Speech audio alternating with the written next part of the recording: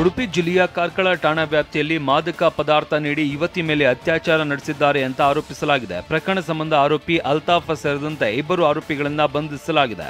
ಸಂತ್ರಸ್ತೆ ಉಡುಪಿಯ ಜೇನು ಕೃಷಿ ಇಲಾಖೆಯಲ್ಲಿ ಕೆಲಸ ಮಾಡ್ತಾ ಇದ್ದು, ಇನ್ಸ್ಟಾದಲ್ಲಿ ಅಲ್ತಾಫ್ ಕಳೆದ 3 ತಿಂಗಳಿನಿಂದ ಪರಿಚಯವಾಗಿತ್ತು.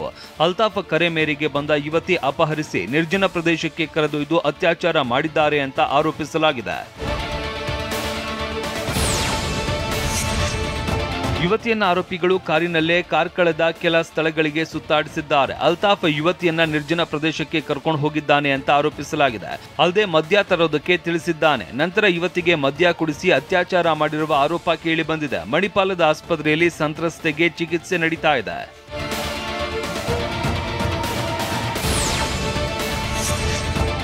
ಈ ಪ್ರಕರಣ ಕುರಿತು ಪೊಲೀಸ್ ಇಲಾಖೆ ಕೂಲಂಕುಷವಾಗಿ ತನಿಖೆ ನಡೆಸಲಾಗ್ತಾ ಇದೆ ಅಂತ ಕಾರ್ಕಳದಲ್ಲಿ ಪಶ್ಚಿಮ ವಲಯ ಐಜಿ ಅಮಿತ್ ಸಿಂಗ್ ಹೇಳಿದ್ದಾರೆ. ಯುವತಿಗೆ ಮದ್ಯದಲ್ಲಿ ಮಾದಕ ವಸ್ತು ಮಿಶ್ರಣ ಮಾಡಿ ನೀಡಿ ಅತ್ಯಾಚಾರ ಮಾಡಲಾಗಿದೆ. ಆರೋಪಿ ಅಲ್ತಾಫ್ ಕೃತ್ಯಕ್ಕೆ ಬಳಸಿದ್ದ ಕಾರು, ಇನ್ನೊಂದು ವಾಹನ ಜಪ್ತಿ ಮಾಡಲಾಗಿದೆ. ಗ್ಯಾಂಗ್ ರೇಪ್ ಬಗ್ಗೆ ಇದುವರೆಗೂ ಸಂತ್ರಸ್ತೆ ಯಾವುದೇ ಹೇಳಿಕೆ ನೀಡಿಲ್ಲ ಅಂತ ಕಾರ್ಕಳದಲ್ಲಿ ಅಮಿತ್ ಸಿಂಗ್ ಹೇಳಿದ್ದಾರೆ. ಅಲ್ತಾಫ್ ಸೆಕ್ಯೂರ್ ಆಗಿದೆ. ಅದು ನಾನು ಇನ್ಕ್ವೈರಿ ನಮ್ಮವರು ಮಾಡ್ತಾ ಇದ್ದರು. ಡ್ರಗ್ಸ್ ಎಲ್ಲಿಂದ ತಂದಿದ್ರು, ಹೆಂಗೆ ತಂದಿದ್ರು ಎಲ್ಲ ಇನ್ಕ್ವೈರಿ ನಡೀತಾ ಇದೆ.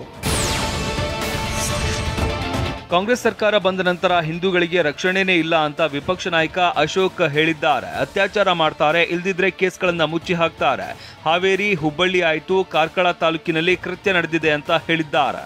ಈ ಸರ್ಕಾರ ಬಂದ ಮೇಲೆ ಹಿಂದೂಗಳಿಗೆ ಎಲ್ಲೂ ರಕ್ಷಣೆನೇ ಇಲ್ಲ. ಹಿಂದೂಗಳನ್ನ ಕೊಲೆ ಮಾಡ್ತಾರೆ, ಇಲ್ಲ ಅತ್ಯಾಚಾರ ಮಾಡ್ತಾರೆ, ಇಲ್ಲ ಕೇಸ್ ಮುಚ್ಚಾಕ್ತಾರೆ. ಇದು ಒಂದೇ ಕಡೆ ಅಲ್ಲ, ಹಾವೇರಿಯಲ್ಲೂ ಆಯಿತು, ಹಿಂದೆ ಹುಬ್ಬಳ್ಳಿಯಲ್ಲ ಆಯಿತು, ಈಗ ಕಾರ್ಕಳದಲ್ಲಾಗಿದೆ.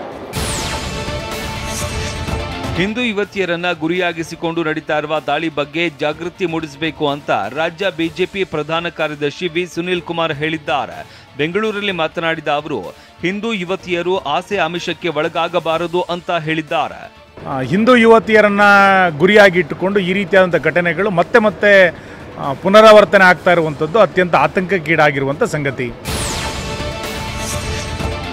ಲವ್ ಜಿಹಾದ್ ಪ್ರಕರಣದ ಹಾಗೆ ಕ್ರಿಯೇಟ್ ಮಾಡುವ ಪ್ರಯತ್ನ ಆಗ್ತಾ ಇದೆ ಅಂತ ಗೃಹ ಸಚಿವ ಪರಮೇಶ್ವರ್ ವಾಗ್ದಾಳಿ ನಡೆಸಿದ್ದಾರೆ. ದೆಹಲಿಯಲ್ಲಿ ಮಾತನಾಡಿದ ಅವರು, ಕಾರ್ಕಳ ಯುವತಿಯ ಅತ್ಯಾಚಾರದ ಆರೋಪಿಗಳನ್ನ ಈಗಾಗಲೇ ಬಂಧಿಸಲಾಗಿದೆ, ಕಾನೂನು ಕ್ರಮ ಕೈಗೊಳ್ತೇವೆ ಅಂತ ಹೇಳಿದ್ದಾರೆ.